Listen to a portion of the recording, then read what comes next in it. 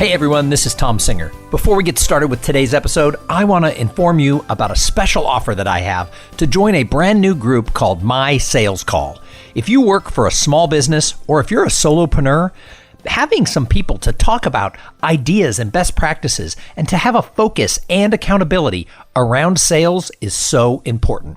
It's so easy to get caught up in the busy work that we don't do what we need to do to drive the sales in our business. So I have started a weekly call where people can get together and share ideas around sales and then make a commitment to the group of what they're going to accomplish for the next week. It's just like if you work for a big company, your sales manager would have a weekly sales call. This is your sales call. Go to mysalescall.com to find out more and sign up today. Welcome to the Cool Things Entrepreneurs Do podcast with your host, Tom Singer. In each episode, we explore the interesting lives of business leaders, entrepreneurs, solopreneurs, and others who have a healthy dose of the entrepreneurial spirit. It is time to explore something cool. Now, here is your host, Tom Singer. Hey, and welcome to another episode of Cool Things Entrepreneurs Do. Thank you so much for pulling your chair up to the Cool Kids table. We are now into the year 2020. I hope that your year is starting off very well. And one of the things I know I'm doing with my small business is I'm really focused this year on sales. I found out, the hard way after working for myself for 11 years that when you have good sales, things are easier. When sales are in the tank, life gets a lot harder. So I think that any entrepreneur really has to pay attention to this. And that's why I have a special guest on today who is an expert in sales. That's what he does. He actually has a background working for companies as a SVP of sales and a chief revenue officer. But a couple years ago, he actually walked away from all that and has gone in head first maybe, to really being a teacher and a trainer about transparency around the sales. And my friend Jake actually saw him speak and said, you have to interview this guy. And I love it when somebody's that passionate about somebody. And I reached out to Todd Caponi and I said, would you be on Cool Things Entrepreneurs Do? And his answer was, of course I will. So here we are today. Welcome to the show, Todd Caponi. Thank you for having me. Can't wait to get into it. So, Todd, I don't read bios and such. I like people to kind of give us their background. What is your background and how did you get to where you are today? Well, I am a multi-time head of sales. I kind of label myself as kind of like a B minus sales rep that always knew that his passion was for leading and teaching. And I've been a total nerd for sales methodology and philosophy, which is a really weird thing to be a nerd about. By way of background, my last role, I was the chief revenue officer of a company in Chicago called Power Reviews. And then before that, maybe some of your listeners have heard of a company called Exact Target. But I was on the sales leadership team there. We built it up, we IPO'd, and then Salesforce bought us for a meager $2.7 billion back in 2013. I hope you had some stock options. Yes. I had a little. I was not that high of leadership, but enough to make it a valuable exit. So, and then, a couple of years ago, I got this idea for the book and I felt like it had to be written. And, I thought there was a 50-50 chance that it would suck because I'd never written a book before and it's been on fire and it's become a full-time business for me. And I don't foresee myself going back into the corporate world anytime soon. So what is the name of the book? Let's make sure everybody is quite aware. Yeah, if anybody's able to see this, it's called The Transparency Sale. And it literally, if you can see, it's got a transparent cover. Oh, so very clever. My designer did an amazing job with that. And it was via Idea Press Publishing. And I'd be happy to tell you the concept because it's a bit counterintuitive if you'd like to hear that. Yeah, of course. What is The Transparency Sale? Tell us. Yeah, so here's the story.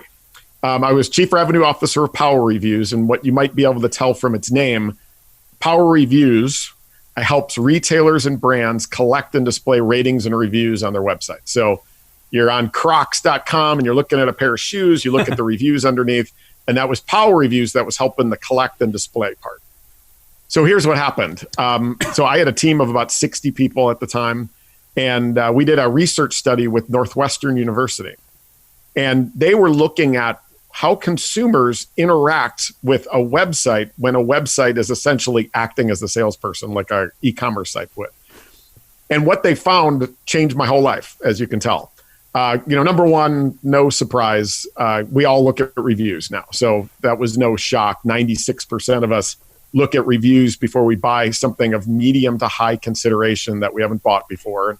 I haven't found the 4% that don't yet. But the two things that blew my mind. Number one, 82% of us go right to the negative reviews first. So we don't want to read the fives because that's just marketing speak, right? Like I can read the product description. I want to see what people didn't like. And when a review score on a product, its average is between a 4.2 and a 4.5, those products sell at a higher rate than a product in any other score, including a 5, meaning a 4.2 sells better than a 5. And so I started to look at this and go, all right, this is when a website is acting as the salesperson. What happens when a human being is in a B2B type sale or whatever? Does the same logic apply? Does the same science apply? And so I started digging into the neuroscience, and I figured it out that yes, when we lead with transparency and lead with our flaws and sell as though we're a 4.2 to a 4.5, like literally sales process magic happens. That sales cycles speed up, win rates go up. We start to work the deals that we should be winning. We stop working the deals we shouldn't because we lose those fast. And then we make it really hard on our competitors to compete against us. And the book is really an amalgamation of the research and then the fact that now there's reviews proliferated on everything we do, buy, and experience anyway. So we've got to lead with our flaws because we can't expect to get away with it if we don't. And then makes practical applications to how we position, prospect, present, negotiate, and even serve our customers long term. And that's essentially what the book is all about. And it seems to be doing really, really well. So that's really fascinating to me because in I make my living, as now part of what you do as well, is I make my living as a speaker, right? So I go to conferences and I speak. And it's so interesting how many of our peers only talk about like how kick-ass they are on stage. And nobody ever talks about that time when they went where it just, the audience didn't gel. And I always joke with people who say, oh, I've never bombed. I always say, that's so interesting. You're either lying or it's coming. Because, I don't think you can put yourself out there in any type of public thing, whether you're a product or a service, and be everything to all people. So I think you're onto something that's really quite interesting. And a year and a half ago, I took up stand-up comedy. I was 51 years old. I'd always wanted to do it when I was a kid. I started doing open mic nights. I've now been invited into several shows as a sort of what they call a featured comic or whatever. I'm not great by any means. I'm certainly, Jerry Seinfeld is not worried about job security because I did this. But if you really look at comedy as a mirror for the business world, comics bomb all the time. Jerry Seinfeld bombs. They go to these open mic nights, they try new material, and the audience is like, really? And that is how they get good, is they admit, they know that that's part of the process. Not being perfect is part of the process, and it's how you get to the point that you're going to be fabulous. So does that sort of line up with what you're teaching? Absolutely. As a matter of fact, it's the deals that we screw up, the companies that we screw up, the times that we bomb, that are the things that we need to kind of cultivate to figure out what our messaging should be. And this is what I mean by that. Like when you talked about the example of being a speaker, what I know is that I do best when I'm talking about transparency and as it relates to prospecting, presenting, positioning, those types of things. I sometimes have customers that come to me and say, hey, we need a prospecting class. All right, I've got like 3 recommendations for you. Like, that's not me. A part of the whole idea of transparency is knowing what you're good at and knowing what you're not. And so when you bomb, trying to understand, all right, here's the circumstances by which I've just bombed or screwed up. And then when a customer comes to you, a potential customer, just making sure that those aren't the scenario that's going to cause you to bomb. So with any company, for example, the one example I always give is IKEA. IKEA to me is amazing because it's the number one furniture retailer in the world for 8 straight years.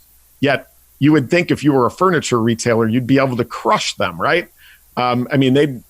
You've got to go through this labyrinth to find what you're looking for. There's only one of them in the city. You got to drive 45 minutes to get there. Yeah, and the parking lot is nuts. And you finally find what you're looking for. There's no salesperson around. You got to write down the code or take a picture of it with your phone because you're going to the warehouse to put it onto a cart that doesn't have brakes and it probably weighs 4,000 pounds. jam it into your car, get it home, open the box. There's 150 parts that don't have any words on the instructions, and you swear your way through it. And then when you're done, you're like, oh, we should have bought the end tables with this set, right? Let's go back. It doesn't make sense. But what IKEA tells the world is, listen, we're not going to be good at those things, so we can be great at our core, which is giving you modern Scandinavian design furniture that you didn't pay much for. And so when you think about your listeners, what are the things you're giving up to be great at your core? Embrace those. What are the times that you've screwed up in a customer scenario? Or, to your point, you bombed, right? Like, start to collect that kind of stuff and go, all right, what's going to optimize me for the greatest possible outcome for my customers? And that's my focus. And let's find as many of those instead of trying to be all things to all people. IKEA does it great. Southwest Airlines does it great. There's a number of organizations that have embraced this idea that, hey, we're not going to be everything. We're going to be really good at one thing. And if that's what's most important to you, we're awesome for you. And if it's not, there might be some other options. And that's the concept of this whole, where I think the future of sales is going anyway, is we've got to embrace it regardless. But the brain science tells us that it optimizes our ability to sell. So let's give some tips to the listeners. So let's use a business like mine or yours as an example. I'm a solopreneur. I've got just me. I've been working for myself for 11 years. And I need to grow my sales in 2020. What should I be doing? Well, I think the first thing to think about, and it's something that I have a part-time job, and my part-time job is I actually am the managing director of an incubator, a tech incubator in Chicago, focused on early stage tech companies. And which one? It's called Venture Scale. Okay. Yeah, and it's focused on early stage tech companies, and the focus is solely on revenue and sales. Giving them the foundation to be able to build that out. The thing that's funny, though, is so many of these entrepreneurs think, you know what, I'm really good at delivering product or good at what I do. I got to start selling. They think that they've got to put on a plaid jacket and some gold chains and like show a little chest hair and become this cheesy sales guy. But, as it turns out, authenticity sells better than perfection anyway. And so I think that's the first thing that all of your listeners should come to grips with is just be you. Being you is something that we all sense and that we all know. And as buyers, just think about who we like to deal with. And when somebody gives us a clear picture, remember that 82% stat from earlier when, hey, here's the things that maybe you're not going to like. And if you're cool with those, here's the things that we're great at. I think that allows all of you to be your authentic self, but you'll find that the results on the back end are magic. So start to figure that out. I think that's step one. Figure out what you're not great at, what environments you're not great at, and embrace those as part of your positioning. So, all right. So I embrace what I'm great at and what I'm not so great at. So now I'm going to focus, obviously, on the ones I'm great at because I don't want to sell to the people where I might come in less than a 4.2. So, what do I need to do next? Well, I think there's a lot of things. There's one of the things that's so interesting about what I've dug into here is the brain science. There's a treasure trove of neuroscience around the way that we make decisions that has yet to make it into the sales or business world. I think the sales and business world is about 7 years behind all of this content.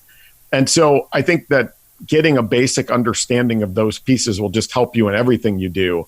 That idea of leading with your flaws and transparency is just step one, but it has so many applications to the way that you send emails, the way that you present. I'll give you a presentation example. Imagine you go to a party and at the party, there's a bunch of people standing around. You go into that group. And there's one person one of my favorite comedians, by the way, is Brian Regan. Oh, of course. Yeah, he's fantastic. I don't know if you've ever heard him talk about the me monsters. Don't remember. Yeah, so like a me monster is like you go to a party and there's one guy there that's talking about how great he is, right? Just me, I'm so great. Oh, look at my car. I've got this great job. I just went on this vacation in the Spanish Riviera, like all this stuff, right? And you're annoyed by that. You want to get away from this dude as quickly as possible. But when we think about in the sales world, it's amazing to me how many sales reps I run into that are essentially me monsters for their company. And they they get on the phone with a prospect and they're just like, this is why I'm great. I'm so great. Like you think about your speaking or my speaking, just like, oh, I just did a project for Salesforce and LinkedIn and aren't I awesome? And the customer is like subconsciously like, dude, like take it easy. All right, I got it. You're great. That resistance to influence is a big barrier in our brain that filters every word that comes through when we start like that. And so most of our presentations are, this is why we're awesome. And did I mention how awesome we are? This is going to sound like crazy advice, but look at reality makeover TV shows and see how they choreograph the way that they do their shows. And if you can take those elements and put it into your selling pursuits, I think you'd be surprised at the results. And I'll give you kind of the Cliff Notes version of what that means. Like reality makeover TV show, like right now, I love Queer Eye. Sure. Yeah. Queer Eye is a fantastic one. They're actually filming their next season in Austin. They're going to be here for the next 4 months. So everyone in Austin's trying to have their Queer Eye sighting. Oh, wow. Yeah, there you go. So let's talk about Queer Eye for a second. Imagine if at the beginning of every episode, it was the Fab Five, who are these 5 guys who have expertise in one of 5 different categories, and they go kind of take a disheveled mess and turn them around in the series of a week, but it's one episode, right? Imagine if the beginning of every episode was the 5 guys talking about how awesome they are. Like, dude, stop watching. In every case, there's a participant that has raised their hand and said, hey, I could use some help. So they've self-identified they've got a problem or two, just like our customers, right? Our customers wouldn't be talking. It's not like we're barging into conference rooms going, hey, you're a mess, right? So they take this one person that's raised their hand. Very quickly, they disarm the person by being themselves, being their authentic self. And then they immediately go into an education around, hey, I know you realize that you've got an issue or two. Here's a couple of things that you didn't realize you're doing wrong, right? So they educate them around opening their eyes to this idea that their status quo, while it's not good, it's really unsustainable too. And they go immediately into that. They back it up with emotion and logic, meaning the emotion is, what happens if we don't fix this? And they talk a lot about why their lives are not where they want them to be. And then they back it up with logic. Here's why this works. And then they talk about, hey, here's what we're going to do, right? If we did that in our selling pursuits where we started with, hey, here's why you brought us in. This is our understanding. Are we cool there? Disarming, like, here's what we're not great at. But hey, the 2 things you mentioned, here's a couple other things that we see in your environment or companies like yours that maybe you haven't thought about. And here's the emotion around what happens if you don't address those. And here's some logic that backs up the reward if you do. And oh, by the way, here's how we would handle it. You just change that order from we to this is how great you can be. It not only tells a great story, but it compels the listener to action. And that's what reality makeover TV shows do. They're all crying at the end and it's big success. That's what you want in your sales pursuits too. I know it's counterintuitive, but it's just something to think about. Well, let's say somebody relates to that and they're like, okay, I'm going about this backwards. I do go in with, hey, look at all the great, I spoke for Salesforce, aren't I bitching? What steps can people take to fix that? How do they, besides reading your book, what can they do? Yeah, I think it's as simple as, in the book, I go through a whole choreography, but in the absence of doing that, I just think about it in terms of, instead of starting with we, you write down on a piece of paper, A, an arrow, B. A is the customer's current state. B is the customer's future state. And in the middle is why A is no longer sustainable.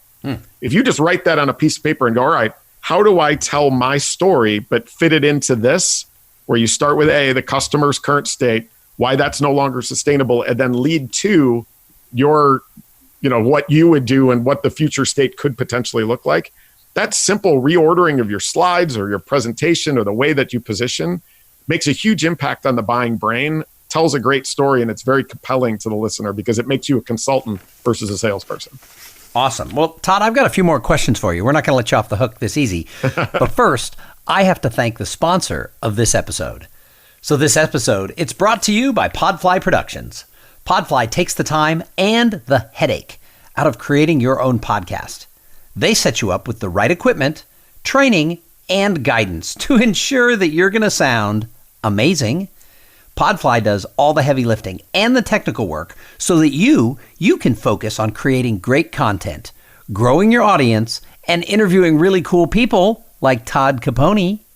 Hey, if you want to start a podcast, and I know that some of you do, jump over to podfly.net/coolthings and check out the offer that they have for the listeners of this show. So Todd, the people who listen to the show, a lot of them want to start businesses, variety of industries and products and services. What advice do you have for someone who wants to start off on their own? I mean, you started off on your own a while back. What advice would you have? Yeah, it was funny. When I got this idea for the book, I went and talked to publishers, and two of the three publishers said, hey, you need to quit your job to do this. And so I chose the third one. Then I started writing, and a month in, I was like, I got to quit my job. And so I ended up doing that anyway, and then jumping feet first into this whole build a business around this. Year one for me was pretty reactive versus intentional because there's so much excitement around it. As I move here into 2020, my goal is to be much more intentional. But my advice is, I'm going to give you some counterintuitive advice because I know you've got, I've listened to a few of the episodes. You've had so many great people on that give great advice. I'm going to give you one that's a little bit different. The first thing I did in January of 2019 was give myself a quota. Like, I know that sounds crazy that, hey, you know what? I'm finally out of the work world. Like, as a sales leader, I've always had a quota. Isn't the whole purpose of getting out to like not have that kind of pressure? But I needed to put that kind of pressure on myself. I needed to have a beacon that said, basically my quota was, if I can't get to this sustainable revenue level and grow this thing, then I'm fired. Like, I'm fired from my own business. So I gave myself a quota that said, looked at what kind of revenue I needed to make the business sustainable without going out and getting a job. And then it grows. And as I look at those numbers and looked at Q3 and Q4, which were fantastic, my ability to hit those targets tell me, all right, do I double down on the business or should I go do something else? Or do I need to change directions? So having a quota, like, how do you know that you're going where you want to go if you haven't laid out the map first? And so that's like the counterintuitive advice is give yourself a quota. I don't think it's counterintuitive at all. In fact, I host a thing called My Sales Call. And I don't position myself as a sales expert, although my stuff that I talk about the performance gap and how people get from potential to performance, it's a sales talk. I mean, it's great for salespeople, but I don't consider myself like the guru of sales. Mm-hmm. However, on this call, what I did is I created a way, since I missed having a sales manager and a weekly call and someone holding me accountable to my quota and the actions I was going to take, I started a call for people who work for themselves, like a solopreneur weekly group. Great idea. Where we get together and we talk about it. And this week, the topic was, do you have a quota for 2020? Just like if you had a real sales manager, they would tell you this is what we expect either per month or per quarter. Are you doing that? Do you have you reversed engineer the thing? So I don't think it's counterintuitive at all. I think it's brilliant. Well, thank you. And I set up a full CRM. I'm using Zendesk Sell, but I've got my pipeline built in. I've got stages. I can forecast. Right? Am I going to hit my Q1? How is Q2 looking? Am I building up? So all of the elements, if you're going to be an entrepreneur, the basics of sales are fundamental to your success or failure, regardless what profession you come from. And I think if you're able to optimize those selling skills, it's just going to make you so much more successful and then, feel like you're providing so much more value to your customers. So you and I both have a sales background before having our own businesses. And so that, I think, is an advantage for a lot of entrepreneurs, at least to have an understanding. Sometimes, when you go from a larger sales organization to working for yourself, it's like, going from college back to kindergarten. However, understanding the importance of sales is a lot of things a lot of people don't do. So for the entrepreneurs who don't have a sales background, what advice do you have? Well, I mean, I think that, like we talked about with the authenticity, just being yourself, like you don't have to be a cheese ball to be a successful salesperson. As a matter of fact, the opposite works so much better. So like, take it easy there. There's one other area that entrepreneurs, I think, really struggle with, and it's this idea of negotiating. So when you establish your your company and you've got products or services, or you're giving talks or whatever, one of the things that has another counterintuitive type of positive impact is what I call transparent negotiating. But it's basically, in my history of being a sales leader, it felt always like it was two different personalities. We needed a salesperson whose personality it was to build trust, right? Like, we want to build trust and build a relationship. And then the customer at the end says, yeah, I'm going to go with you. And what do? You flip personalities and say, all right, cool, I'm going to start lying to you. And that's what negotiation is, and always drove me crazy. So I think there's an opportunity for entrepreneurs to embrace this idea of transparency around the way you negotiate. And essentially, it's based on the four things you probably care most about. Number one is volume. So how much product or service the person's buying from you. Number two is the timing of cash. So how fast the person pays. Number three is the length of commitment. So is it a one-time thing or is it a longer commitment? And number four is when they sign, when they decide to go with you. And so if you go into a customer type of engagement and you lay out your pricing that way for the customer and say, hey, listen, my pricing, here it is. This is what it's based on. And the customer comes back to you and says, oh, you know what, we need to get that down by 15%. What do? Do you go, Tommy boy, okie dokie, and give it to them? Or do you say, hey, listen, there might be a way for us to get there? Remember those four things we talked about? Well, the percentage, we can get it down by committing to more, paying faster, committing longer, or help me forecast my business. There's value in my ability to forecast my business, and I'll pay you in the form of a discount for those four things. When you do that, the customer then starts to negotiate their own deals, which is amazing. It's fully transparent, so you're building trust up through the goal line. Your deals become more predictable, especially if you're using that fourth lever around the timing of the deal.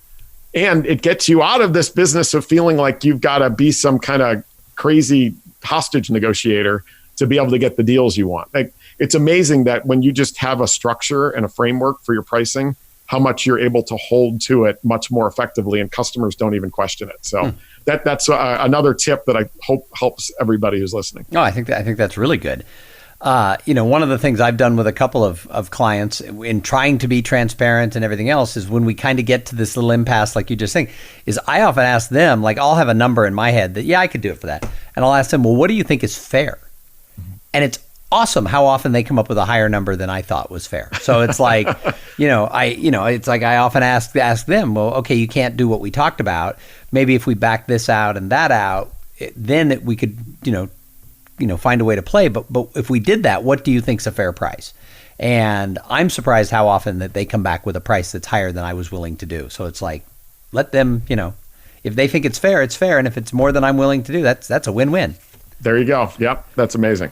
So I ask everyone who comes on the show this question because this is what I speak about. And I talk to people about, a lot of people have potential and they don't get anywhere. So potential unto itself isn't really worth anything if you're not taking the right actions. And so what we discover is we have this performance gap. People have potential, they're not getting the results.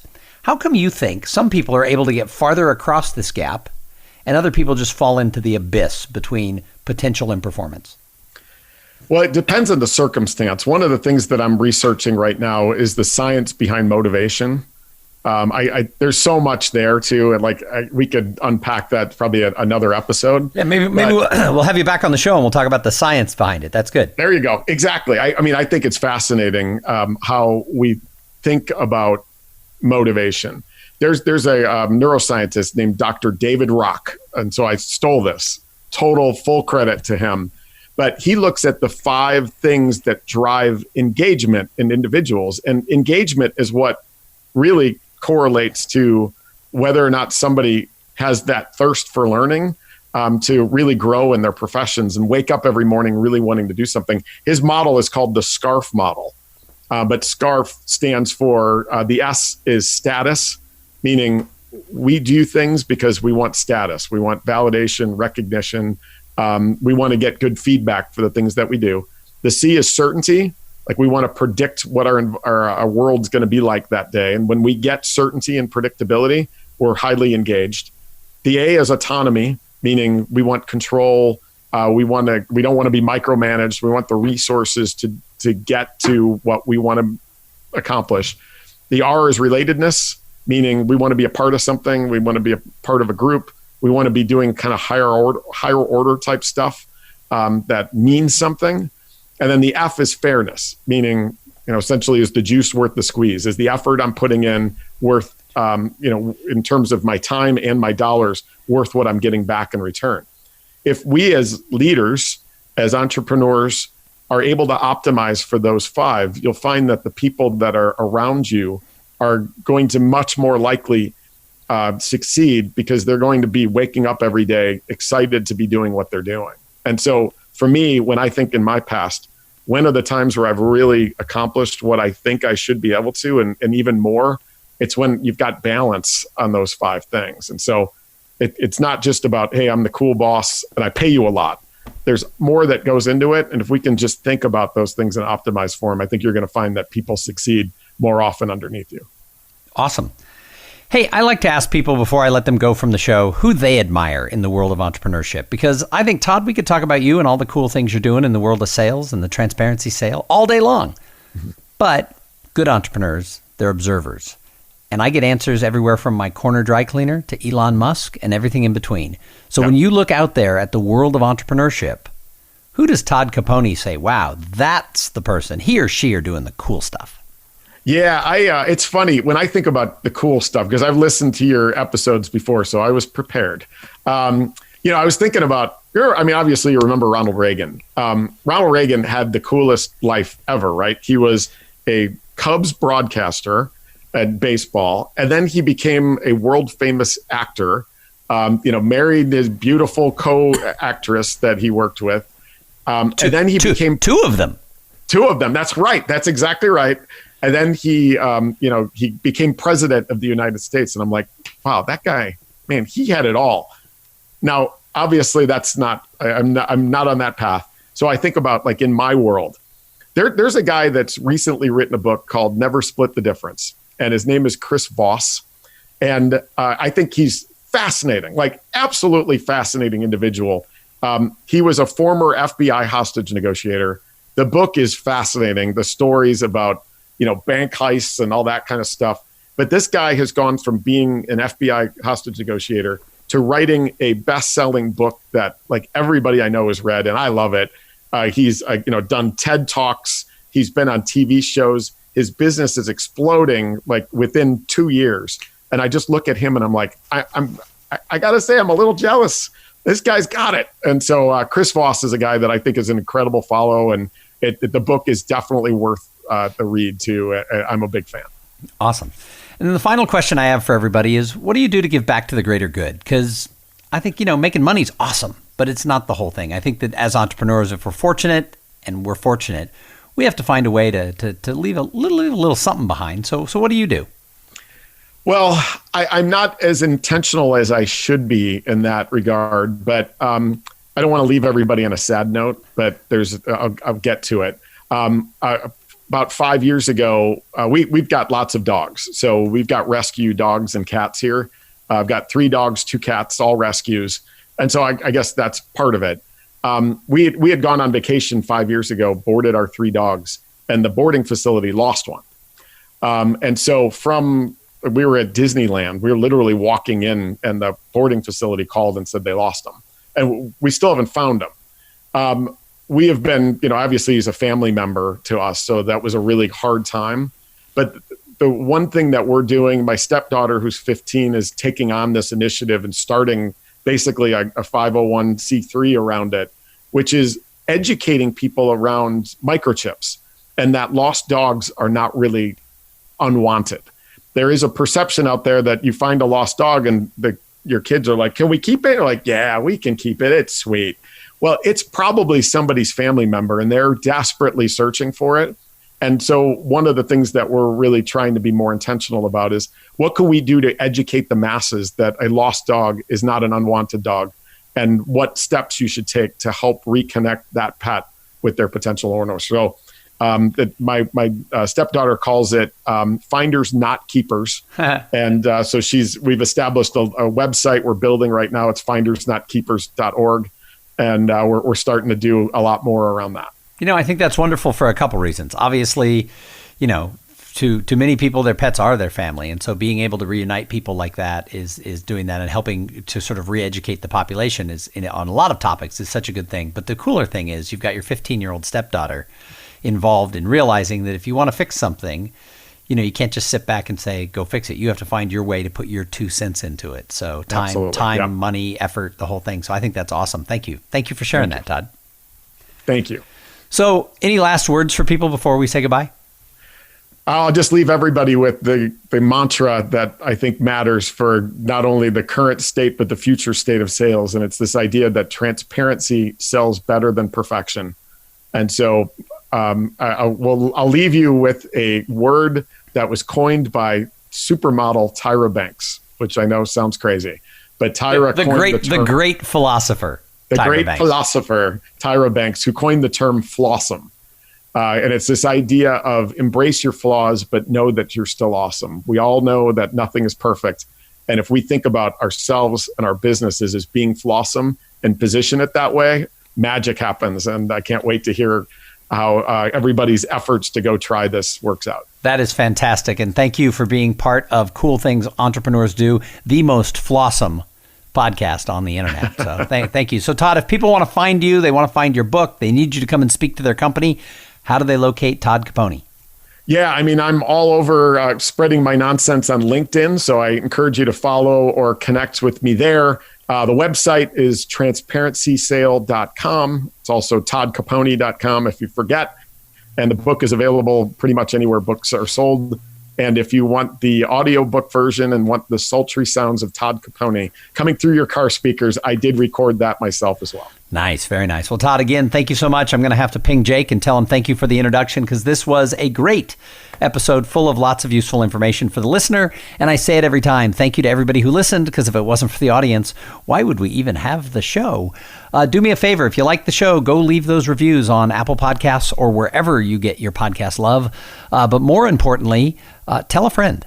When I meet people who say they like the show, I always ask them, how did you hear about it? And almost every time someone says, my sister listens, my brother, my mom, my neighbor, somebody said this was a good listen for my commute or when I go running or whatever it is I do. So if you like the podcast, tell a friend because that's how we grow.